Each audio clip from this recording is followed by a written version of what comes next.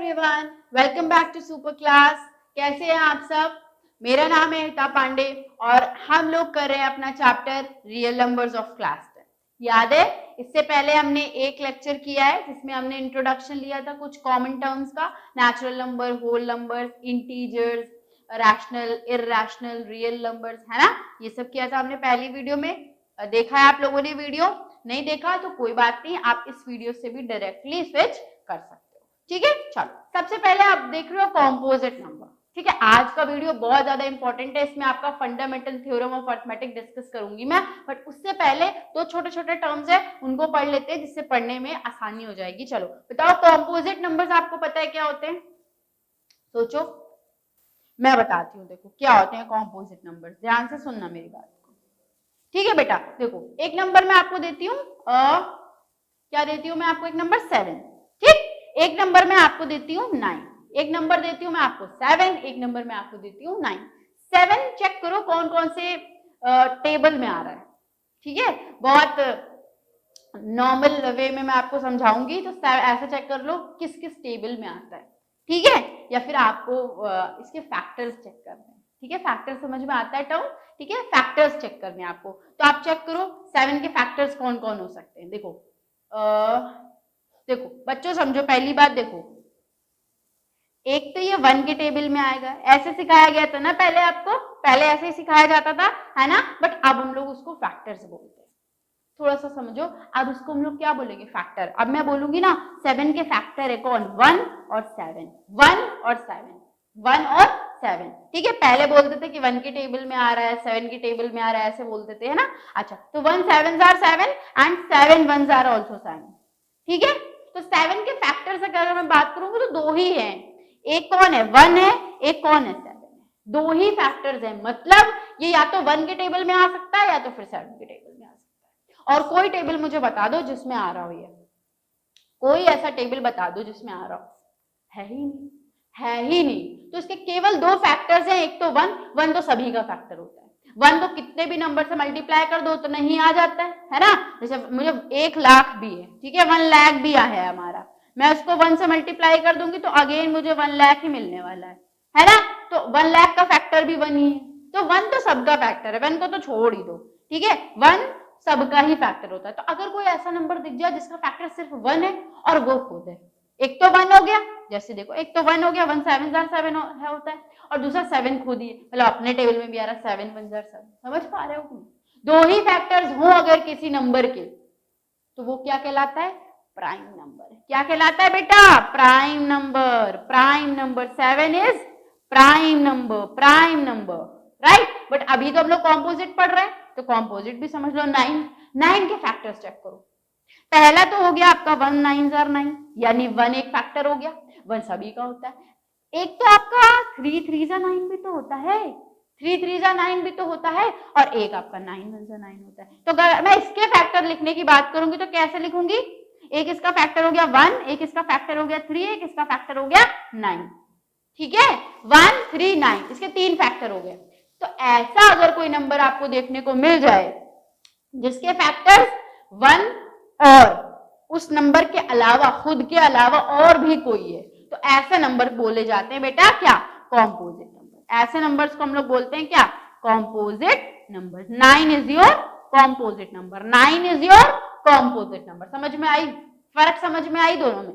एक दो एग्जाम्पल और लेके आपको मैं समझाऊंगी। चलो 16 छोटे छोटे नंबर लेते हैं, ठीक है, फिर बड़े भी लेंगे। ठीक है, बड़े तो ऑलरेडी आपको सॉल्व भी करने हैं, पहले छोटे से समझ लो। कॉम्पोजिट 16 के फैक्टर्स, अब फैक्टर्स लिखिए सीधे। एक तो 1, फैक्टर्स बोलेगा आपको कोई तो आप सीधा लिखना शुरू कर देना। ठीक है, वैसे अब टेबल लिखने वाली उम्र चली गई हम लोगों की। 1, अरे मैंने तो सेम कलर ले लिया भाई, रेड, ये वाला लेती हूँ। 1 और कौन? 2, 2 8s are 16, तो 2 और 3 में तो नहीं, 4 होगा। ये कैसे मैं चेक कर रही हूँ ना, मैं अभी तो नॉर्मल आप टेबल देख सकते हो। 4 4s are 16, 5 6 7 8, yes, 8 2s are 16, 8 2s are 16, 9 10 11 12 13 14 15 16। तो इसके कितने फैक्टर हो गए? 5 फैक्टर्स, 1 2 4 8 16। तो क्या हुआ? रियल हुआ? वो सॉरी प्राइम हुआ? नहीं, कॉम्पोजिट हो गया। क्या हो गया ये? 16 इज योर कॉम्पोजिट नंबर। तो अगर कोई ऐसा नंबर आपको नजर आ जाए जिसके फैक्टर्स 1 और उसके खुद के अलावा भी और हों तो वो कॉम्पोजिट होता है, अदरवाइज यही लिखा हुआ था। देखो, composite numbers are those numbers which have factors other than 1 and itself also. ठीक है, 1 और इटसेल्फ मतलब खुद के अलावा भी हों, जैसे कि 16 में थे ना, देखो 1 और 16 के अलावा 2, 4, 8 भी तो है, तो कॉम्पोजिट हो गया। ऐसे प्राइम में आ जाओ भाई, प्राइम बताया ना, रियल नंबर्स आर दो, रियल क्यों लिखा मैंने, प्राइम है ना ये, prime numbers are those numbers which have only 2 factors 1 and itself. जैसे 2 के फैक्टर्स एक 1 है एक 2 है ना, एक 1 और एक खुद, वो खुद, और 4 का 4 तो कॉम्पोजिट हो जाएगा ना। और बताऊं 3 भी प्राइम हो जाएगा, 1 और 3, और 5 के भी फैक्टर्स 1 और 5 ही हो जाएंगे, है ना। 7 के भी 1 और 7, तो ये सारे क्या है, प्राइम नंबर्स है। क्या है बेटा, प्राइम नंबर्स। एग्जाम्पल लिखे प्राइम नंबर्स के, जो कि यहाँ पे मैंने नहीं लिख रखे हैं, 2, 3, 5, 7, 9 नहीं कॉम्पोजिट हो जाएगा, 10 नहीं कॉम्पोजिट हो जाएगा ना, 2 5 10, 11 यस 11। ठीक है, तो आप प्राइम नंबर समझे, कॉम्पोजिट समझे बेटा, समझे कि नहीं, समझना बहुत जरूरी है आपके लिए। ठीक है, क्योंकि अभी हम लोग जो थ्योरम पढ़ने वाले हैं ना इंपॉर्टेंट, जहां से क्वेश्चन स्टार्ट होंगे, तो आपको कॉम्पोजिट नंबर समझना बहुत जरूरी है। ठीक है, समझ में आया बेटा। चलो कुछ एग्जाम्पल्स इसकी प्रैक्टिस कर लेते हैं। ठीक है, प्रैक्टिस करते हैं। ठीक है, 14 बताओ, फैक्टर्स बस चेक करो, जहां फैक्टर एक भी आया, सारे फैक्टर निकालने की यहाँ पे नीड नहीं है आपको, आपसे सिर्फ इतना बोल रहा है बता दो प्राइम है या कॉम्पोजिट है। प्राइम के लिए मैं P लिख दूंगी, कॉम्पोजिट के लिए मैं C लिख दूंगी। ठीक है, कैपिटल। तो 14 के फैक्टर्स चेक करो। 1 तो सबका फैक्टर होता है। 2 लो भाई 2 मिल गया, 2 मिल गया, तो अब आगे तो जानने की जरूरत है ही नहीं, वैसे हमें है जरूरत, बट चलो आपके लिए मैं 2-3 करवा दूंगी। 2 और कौन हो जाएगा, 3 नहीं, 4 5 6 चेक कर रही हूं मैं टेबल में आ रहा है कि नहीं, 6 7 7 2 14 8 9 10 11 12 13 14। तो भाई 1 और 14 के अलावा भी तो फैक्टर्स है इसके, तो क्या हो गया, कॉम्पोजिट नंबर। क्या हो गया, कॉम्पोजिट। क्या लिख दूं यहाँ पे, C लिख दूं, यहाँ पे लिख दूं C। ठीक, तो बस यही चेक करना है। ठीक है, चलो करते हैं। 20 फैक्टर्स लिखे क्या, चलो फैक्टर्स लिखती हूँ। 1 2 4, भाई समझ में आ रहा है, 2 10 20, 4 5 20, 5 4 20, फिर कौन आएगा, 10 आ जाएगा, 10 2 20 है ना। 11 फिर तो नहीं आने वाला, तो 20, बट स्टिल ये है तो कॉम्पोजिट नंबर। यहाँ पे फैक्टर्स लिखने की नीड नहीं है, वैसे आपसे सिर्फ यही पूछ रहा है प्राइम या कॉम्पोजिट, तो सीधे प्राइम या कॉम्पोजिट बता सकते हो। अब सीधे करें 100 क्या होगा, इसके फैक्टर 1 तो होगा ही होगा, 2 भी हो जाएगा, 250 है ना, डिवाइड कर देगा कि नहीं 2, डिवाइड कर देगा कि नहीं 2, है ना। तो बस कॉम्पोजिट। 666 composite, 52 composite, 17 prime.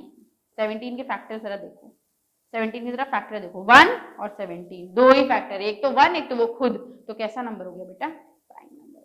कैसा नंबर हो गया, प्राइम नंबर। 23 प्राइम नंबर, 23 को भी चेक कर लेना, सिर्फ दो ही फैक्टर्स होंगे, 1 और 23। अगला 50 कॉम्पोजिट, 50 कॉम्पोजिट है भाई, है ना, 2 से भी डिवाइड हो जाएगा, 2 का भी मल्टीपल हो जाएगा, है ना। 99 कॉम्पोजिट, प्राइम नहीं, हर में 9 देख के प्राइम मत बोलना भाई। 30 देखो ना, 33 3 3 एक फैक्टर हो गया, है ना। 201 इसको देखो, 201 201 201 आएगा कि नहीं, प्राइम है कॉम्पोजिट, इसको चेक करना। ठीक है, 2 से डिविजिबल नहीं है, 3 से हो जाएगा, 3 से हो जाएगा ना, देखो हाँ 3 से समझते हो ना, 3 1 3 और ये कितना हो जाएगा, 3 6 18, तो 20 है, 18 तो 2 बचे, 2 इधर शिफ्ट होकर 21 तो 67, लो 3 फैक्टर मिल गया। जहां एक भी फैक्टर मिला इसका मतलब दिस इज कॉम्पोजिट। इतनी बात बेटा समझ में आती है आपको, समझ में आती है इतनी बातें। चलो अब एक थ्योरम पढ़ेंगे जो बहुत इंपॉर्टेंट है और जो आपके सिलेबस में है, जहां से क्वेश्चंस भर भर के आपको देखने को मिलने वाले हैं, उस पे आ जाते हैं। क्या नाम है उस थ्योरम का, fundamental theorem of arithmetic, fundamental theorem of arithmetic. इसको हमें पढ़ना है, कुछ नई बात नहीं है, आप इस चीज को 8 9 क्लासेस में पढ़ते हुए चले आ रहे हो, बट आपको तब पता नहीं था, आप कर वही रहे थे, बट अब एक्चुअली वो थ्योरम के फॉर्म में, एक स्टेटमेंट के फॉर्म में आपके टेक्स्ट बुक्स में आ गई है। ठीक है, कोई प्रॉब्लम नहीं है, हम पढ़ लेते हैं। क्या है, आपसे कोई थ्योरम पूछने वाला वैसे है भी नहीं, और पूछ भी लेगा तो हमें आती ही होगी। ठीक है, एवरी कॉम्पोजिट नंबर, बताया मैंने कॉम्पोजिट नंबर अभी जस्ट, ठीक है। Every composite number can be expressed as a product of primes and this factorization is unique apart from the order in which the prime factors occur. ये क्या कहानी है, देखो समझो। कॉम्पोजिट नंबर समझ में आता है, ऐसे नंबर जिनके फैक्टर्स 1 और इटसेल्फ के अलावा भी कुछ और होते हैं, है ना। For example 9, for example 4। क्या कह रहा है, कह रहा है कि कोई भी कॉम्पोजिट नंबर हो, दुनिया का कितना भी बड़ा कितना भी छोटा कॉम्पोजिट नंबर ला करके रख दो, ठीक है, उसको फैक्टराइज करो। फैक्टर करने आते हैं, 8th 9th में किए कि नहीं किए, नहीं किए तो अभी करेंगे हम, ठीक है। कोई भी कॉम्पोजिट नंबर हो तो आप उसको प्राइम्स के प्रोडक्ट के फॉर्म में लिख सकते हो। प्राइम्स, प्राइम नंबर भी बताया है ना, कॉम्पोजिट नंबर को एक्सप्रेस कर सकते हो as a product of its primes. अभी समझाती हूँ, ठीक है। और वो जो होगा, वो जो एक्सप्रेस आप करोगे ना, वो यूनिक होगा। देखो समझो मैं क्या बोल रही हूँ, पहले स्टेटमेंट को समझने से पहले आपको मुझे एग्जाम्पल दिखाना पड़ेगा। जैसे कि समझ लो, कौन सा ले लूं भाई, 24 ले लूं। 24 लेते हैं, एक स्मॉल नंबर लेते हैं जिसे समझने में आसानी हो जाएगी।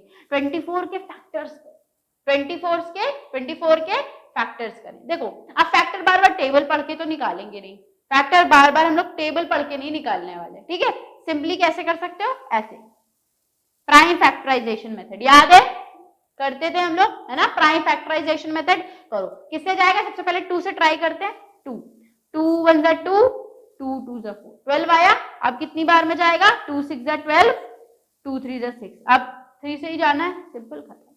तो 24 के फैक्टर्स आ गए हमारे पास, लिख लो कौन कौन है, कलर चेंज करके आप लिखते हैं 2 इंटू 2 इंटू 2 इंटू 3। समझे मेरी बात, 24 क्या है, कॉम्पोजिट नंबर है कि नहीं, तभी तो इसके इतने सारे फैक्टर्स आ गए, है ना। तो 24 इज अ कॉम्पोजिट नंबर। हमने इसको कैसे लिख लिया, as a product of primes, लिखा कि नहीं लिखा। देखो 2 और 3 तो प्राइम ही है, यही तो बोल रहा है कि किसी भी कॉम्पोजिट नंबर को we can express as a product of its primes, ठीक है। मैंने क्या किया, 24 को एक्सप्रेस कर दिया as a product of its primes, देखो ठीक है, समझे।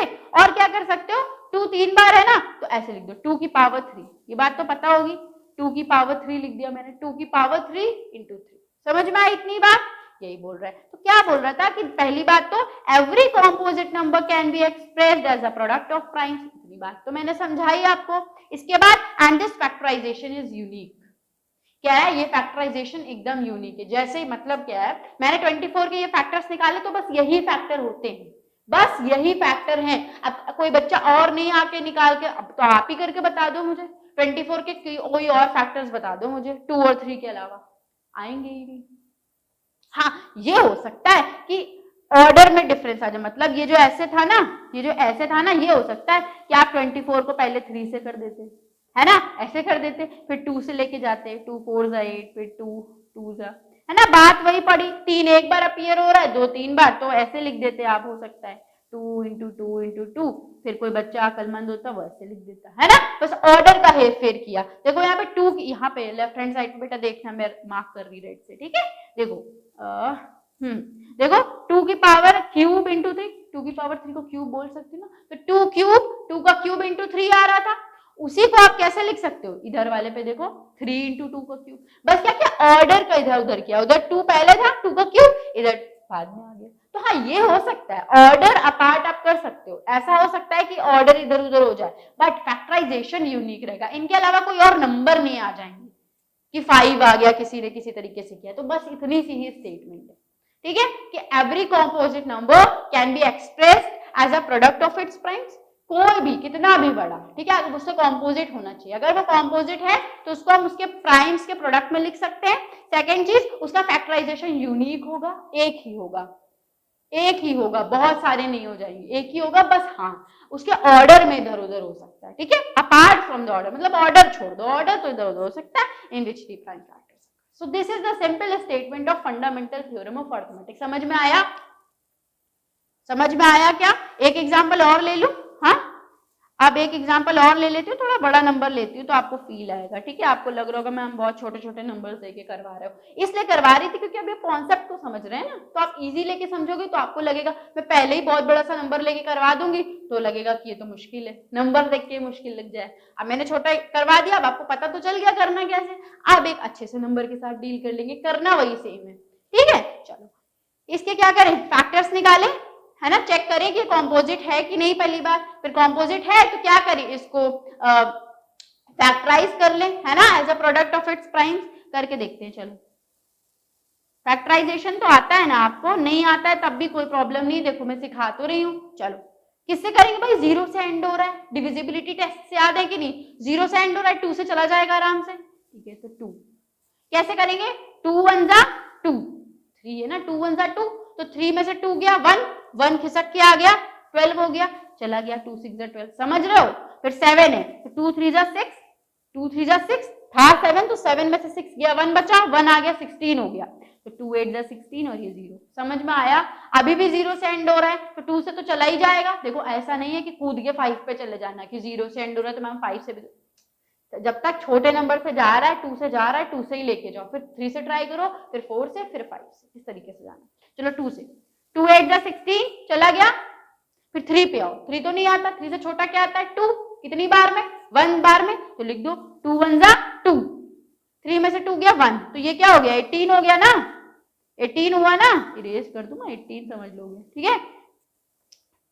कितना हो गया, हाँ टू 18 हो गया, तो टू नाइन जा, अभी भी जीरो से एंड हो रहा है तो अभी still it can be divided by two. चलो टू फोर जा एट, टू फोर जा एट, अच्छा अब देखो, अब एक चीज ध्यान से देखो, टू फोर जा एट हो रहा है ना, अभी हमें क्या, वन, वन तो छोटा है टू से, तो हमें जो दो डिजिट्स लेने पड़ेंगे, वन और नाइन, तो जब दो डिजिट्स आपको एक साथ लेने पड़ते हैं बीच में, अभी 16 में ऊपर जब टू एट जा 16 किया था ना यहाँ पे, तब ये सीन नहीं था क्योंकि एकदम किनारे था, जब बीच में आपको ऐसा करना पड़ेगा जैसा अभी करना पड़ रहा है 19, तो आपको एक जीरो लगाना पड़ेगा, क्या करना पड़ेगा, यहाँ पे एक जीरो लगाना पड़ेगा, ठीक है, जीरो। अब करो टू, हाँ टू फोर जा एट, टू नाइन जा 18, 19 में से 18 गया वन, 10 हो गया, तो वो हो गया 5, समझ में आया। अब ये टू से नहीं जाएगा, ठीक है, थ्री से चेक करना, थ्री से करें चेक, थ्री वन जा थ्री, और ये थ्री थ्री जा 9, हाँ थ्री से हो जाएगा, थ्री से हो जाएगा, ठीक है, थ्री से हो जाएगा, चेक करो भाई।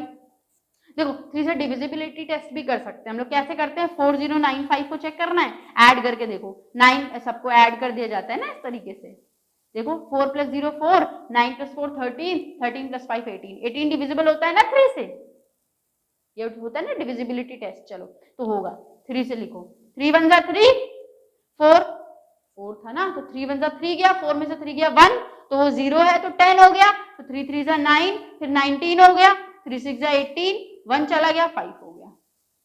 अब फिर से चेक करो ये जाएगा कि नहीं, 3 प्लस 1 4, 4 प्लस 6 10, 10 प्लस 5 15, अभी भी जाएगा, तो 3 4 जा 12 होगा ना, यहाँ पे जीरो नहीं लगेगा, हम दो डिजिट्स ले रहे हैं, ये एंड में है, ठीक है, 3 4 जा 12, 3 5 जा 15, अभी चेक करो, 9 9 प्लस 5 14, अब नहीं जाएगा, अब 5 से ही लेकर के जाना पड़ेगा, ठीक है, तो 5 9 जा 45, 91, अब 91 जाएगा क्या, 3 से नहीं, और किससे जाएगा 91 बेटा, चेक करना जरा, 7 से चला जाएगा, 7 से, और किसी तो नहीं जा रहा, 3 से तो जा नहीं रहा, 4 से नहीं जाएगा, 5 से 6 7 से चला जाएगा, तो 7 वन जा 7, 2 बचे तो इधर चले गए, है ना, तो ये 13 से जाएगा सीधा, तो ये इसका फैक्टराइजेशन हो गया। तो मैं इसको कैसे लिख सकती हूँ, मैं यहाँ पे लिख दूं, फिर मैं हट जाऊंगी, लिख दूं, बोल बोल के लिखूंगी, 2 into 2 into 2 into 3 into 3 into 5 into 7 into 13, हट जा रही मैं, देख लो एक बार, हट गई मैं स्क्रीन से बेटा, देख लो,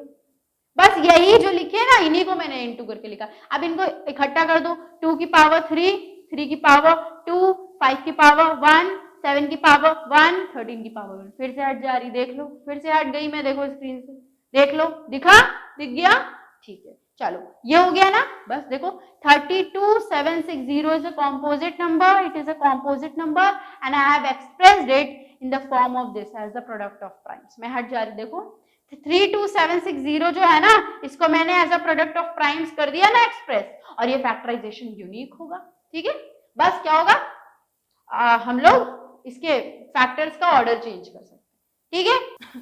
इतना ही है बेटा फंडामेंटल थ्योरम ऑफ अर्थमेटिक में, और कुछ भी नहीं है। ठीक है, बस इतना ही था। ठीक है, आपको यही याद रखना है। अब क्या होता है ना, इससे रिलेटेड क्वेश्चंस आ जाते हैं। ये तो पढ़ा दिया मैंने आपको कॉम्पोजिटर प्राइम, ये भी करवाया है। ठीक है, अब कुछ क्वेश्चंस हैं। ठीक है, और क्वेश्चंस को करना काफी बार बहुत इंपॉर्टेंट होता है। क्यों? क्योंकि मैंने थ्योरी तो पढ़ा दी, बट मैंने आपको यही नहीं सिखाया कि सीबीएसई क्वेश्चंस कैसे पूछता है आपसे, प्रीवियस ईयर के क्वेश्चंस का क्या ट्रेंड है, क्या टाइप है उनका, फिर तो पढ़ना बेकार है। और maths is all about questions, maths is all about practice. Without practice theory पढ़ने से, कॉन्सेप्ट्स पढ़ने से, थ्योरम को समझ लेने से कोई फायदा है नहीं। तो जितने ज्यादा से ज्यादा क्वेश्चंस आप प्रैक्टिस कर सकते हो उतने करो।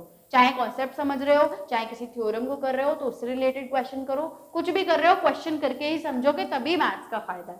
समझ रहे हो? चलो, तो एक क्वेश्चन लगे हाथ निपटा देते हैं। यहाँ पर प्रीवियस ईयर का है, आप देख ही सक रहे हो, सीबीएसई पीवाईक्यू 2023 मेंशन कर दिया मैंने। क्वेश्चन को रीड करें। आपको पता है असर्शन रीजन टाइप के क्वेश्चन कौन से सेक्शन में आते हैं? सेक्शन ए में, है ना। सेक्शन ए में कितने मार्क का होता है? सिंपल क्वेश्चन होता है, इसलिए 1 मार्क का आता है। ठीक है, अभी मैं आपको समझाऊंगी तो मे भी आपको बड़ा लगे, क्यों? क्योंकि आप पहली बार पढ़ोगे। ठीक है, बट इन रियल ये क्वेश्चन बहुत आसान है, एक बार समझ जाओगे तो हो जाएगा, इसीलिए 1 मार्क का आया था। ठीक है, देखो इसको करना कैसे है, जैसा ध्यान से समझो। क्या कह रहा है? असर्शन समझो। असर्शन मतलब जो स्टेटमेंट दिया उसको समझो। क्या कह रहा है? मैं हटूं, एक बार रीड करना चाहते हो? दिख तो रहा होगा ना। The number 5n, 5 to the power n, can't end with the digit 0 where n is a natural number. n is a natural number. 5 की पावर n है, देखो 5 की पावर n है। ठीक है, कह रहा है, ये खुद कह रहा है कि ये कभी भी ये नंबर 0 पे एंड नहीं होगा। मतलब n क्या है? Natural number. नेचुरल नंबर इसीलिए मैंने आपको बताया कि आपको पता हो नेचुरल नंबर कहां से स्टार्ट होते हैं? 1 से। नेचुरल नंबर 1 2 3 इस तरीके से स्टार्ट होते हैं। तो इसका कहां से शुरू हो गया? नेचुरल नंबर 1 से। तो n की वैल्यू 1 होगी, 2 होगी, 3 होगी एंड सो ऑन। हम कुछ चेक करेंगे, हमें सारे चेक करने की जरूरत नहीं है। ठीक है, देखो अगर n की वैल्यू 1 रख दो तो कितना आ जाएगा? 5 की पावर 1 यानी कि 5। n की वैल्यू 2 रख दो तो 5 की पावर 2 कितना होता है? 25। n की पावर 3 रख दो, 5 की पावर 3 और हो जाएगा 125। इससे ज्यादा आपको करने की जरूरत नहीं है। मत सोचना कि अब करना पड़ेगा, कहां तक करना नहीं है। मैं क्या बताने की कोशिश कर रही हूं कि 5 raise to the power n, 5 raise to the power n, अगर इस तरीके के नंबर्स होंगे ना जिसमें n नेचुरल नंबर है, तो आप देख रहे हो ना, आपको 3 तो मैंने दिखाए, n की पावर 1, n की पावर 2, n की पावर 3 तो रख के दिखाया ना। देखो 5 की में जब आपने n की पावर चढ़ाई तो हमेशा जो क्या नंबर्स है? 5 आया, 25 आया, 125 आया। तो जो नंबर है that is always ending with 5।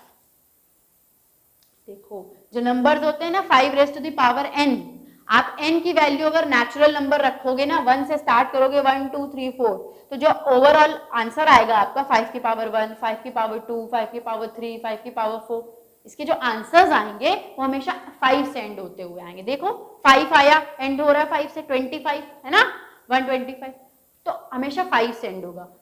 समझे? ये क्या कह रहा था कि किससे एंड नहीं हो सकते? 0 से। 0 से एंड नहीं हो सकते। सही कह रहा था कि 0 से एंड नहीं हो सकते। कहां हो रहे 0 से एंड? 5 से एंड हो रहे। यही तो ये भी कह रहा है। ये क्या कह रहा है? 0 से एंड नहीं होंगे, तो सच कह रहा है। पहली चीज तो असर्शन ट्रू है। मेरी बात समझे कि नहीं? असर्शन ट्रू है ना, वो भी तो यही कह रहा है कि 0 से एंड नहीं होंगे, 0 नहीं आएगा, 0 से एंड नहीं हो सकते। और हमने देखा कि 0 से एंड नहीं हो रहे। किससे एंड हो रहे? 5 से। तो असर्शन तो ट्रू है। रीजन क्या है इसका? देखो रीजन क्या बोल रहा है, चलो वो बोल रहा है वो तो देखो, पहले हम अपना रीजन आपको बताते हैं। रीजन है क्या? देखो 5 raise to the power n, इसके फैक्टराइजेशन करो जरा सा, बड़ा आसान फैक्टराइजेशन है। 5 1 जा 5 या 1 5 जा 5, इसके अलावा कोई और फैक्टराइजेशन होगा नहीं क्योंकि 5 is already a prime number. ठीक है, तो देखो करके जरा सा देखो क्या होगा।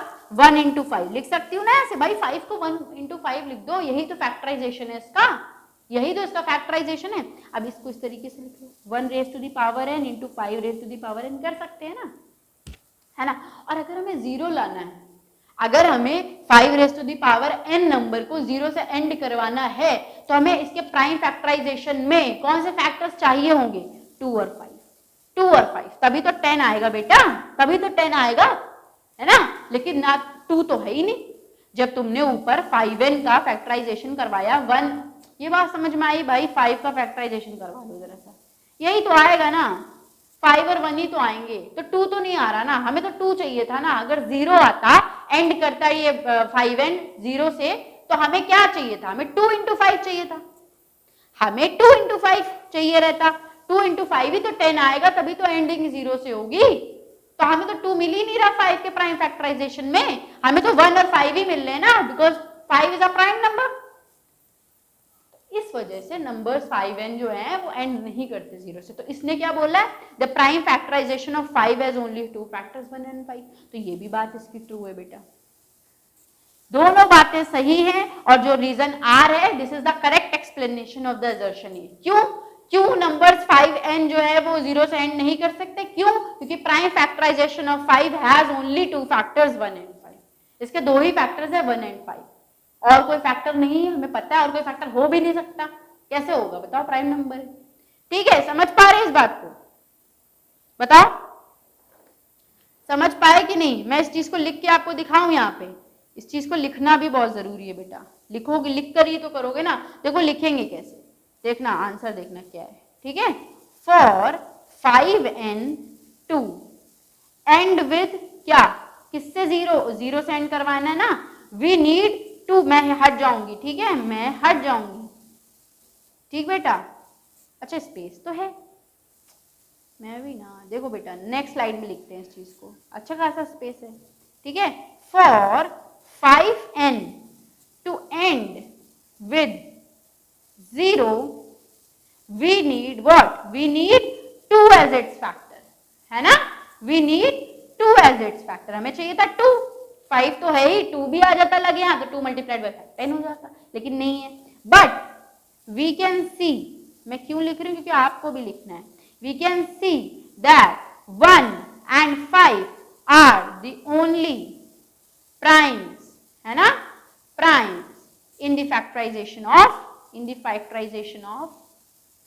है ना, in the prime factorization of 5. So that's why numbers 5n can't end with, ठीक है। तो क्या है बेटा, assertion A भी ट्रू है, आपका आंसर आप क्या लिखोगे, वहां पे मार्क ऑप्शंस में आएंगे, ऑप्शंस आते हैं ना, तो आप क्या, assertion A is true, नहीं ऐसे नहीं, assertion A and reason R both are true, both यही होता है ना, both are true and reason R, हट जा रही, reason R is the correct explanation of assertion A। समझे इस बात को समझ गए बेटा, जो मैंने लिखा question.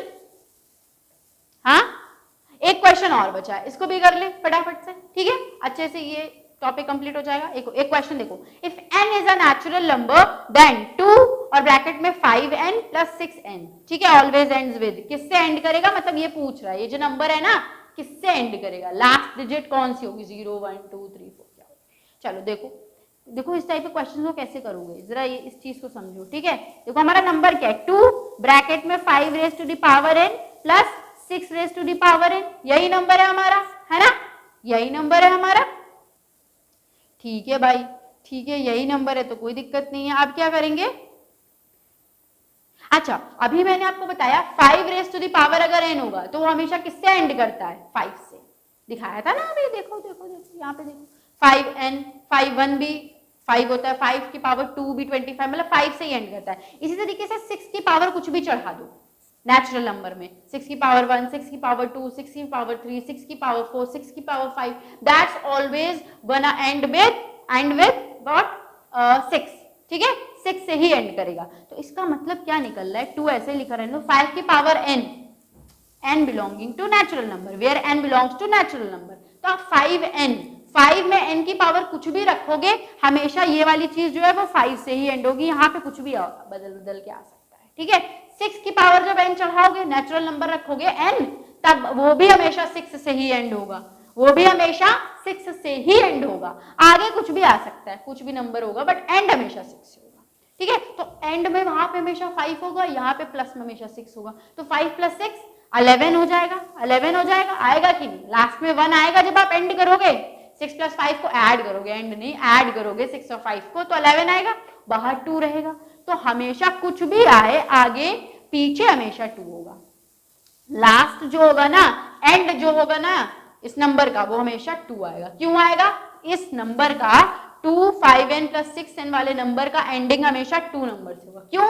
5n plus 6n, 5n हमेशा 5 से एंड होगा, 6n हमेशा 6 से एंड होगा, 5 प्लस 6 हमेशा 11 आएगा। 11 टाइप का आएगा, 11 नहीं आएगा, मतलब आगे कुछ भी हो सकता है ना, आगे कुछ भी होगा, यहाँ पे 5 के आगे कुछ और आ रहा होगा, 6 के आगे कुछ और आ रहा होगा, बट आप जब इन दोनों नंबर्स को फाइनली ऐड करोगे तो जो नंबर आ रहा होगा ना वो 1 से एंड होगा, और जब 1 से एंड होगा, बाहर मल्टीप्लीकेशन में 2 है ब्रैकेट के, मल्टीप्लाई करोगे हमेशा एंड 2 से ही होगा। यही आंसर था। समझ पाए बेटा इस बात को? समझे इस बात को कि नहीं? हाँ, समझ पाए इस बात को? कहाँ है भाई, यहाँ पे रख देते हैं, ठीक है। चलो, समझे इस बात को? चलो लिख देते हैं इस आंसर को, ठीक है। चलो लिखते हैं, 5 raise to the power n always end with, क्या लिखेंगे? Always end with 5, and 6n always ends with 6, है ना? 6 and 5 plus 6 is equal to 11, right? और multiplied by 2 is equal to 22। So the number, ऐसे ही लिखना पड़ेगा ना बेटा, सो द नंबर 2 ब्रैकेट में 5 raise to the power n, 6 raise to the power n always ends with, always ends with क्या? 2। यही तो हमसे पूछा था, यही तो हमसे पूछा था, ठीक। Okay, so this is all for this video. अब हम आपको नेक्स्ट वीडियो में मिलेंगे जिसमें हम लोग HCF वगैरह करेंगे, ठीक है। सो बाय बाय।